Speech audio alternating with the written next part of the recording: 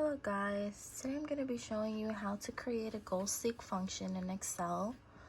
So first I started with the input area and I labeled all my data, which is the cost of the house of $200,000, the down payment of $20,000, an APR of 4%, the repayment years of 15, payment per year, which is 12. Then the output area contains the amount borrowed, which is the difference between the cost of the house and the down payment. The monthly rates, which is 1/12 of the annual interest rate. The number of payment periods, which is 180, and it is the product of the repayment years. Then the payment year of 12, and then I got the monthly payment.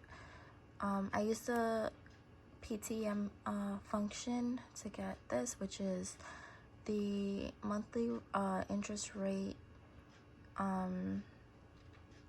the payment periods, and the cost of the house, and that is how you get I'm sorry, not the cost of the house, the amount borrowed, and that is how you get the monthly payment for the PTM function.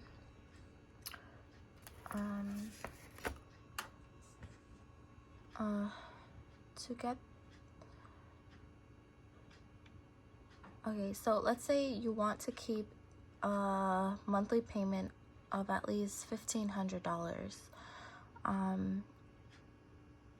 What should be the cost of the house that you can afford with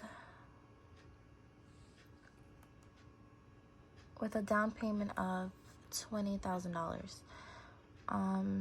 We will use the goal seek function, which is in data, then what if analysis, and then you click on goal seek. So for the set cells, you want to click on the monthly payment,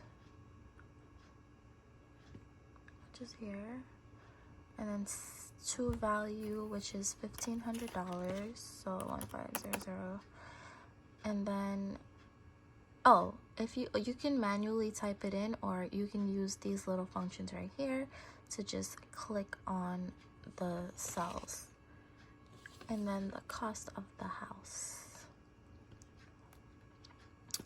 and then you click OK, and you'll see the target value is $1,500.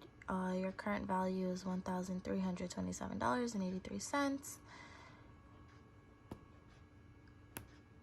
and that is how you get your numbers using the goal seek function. Thank you guys, that's about it for tonight.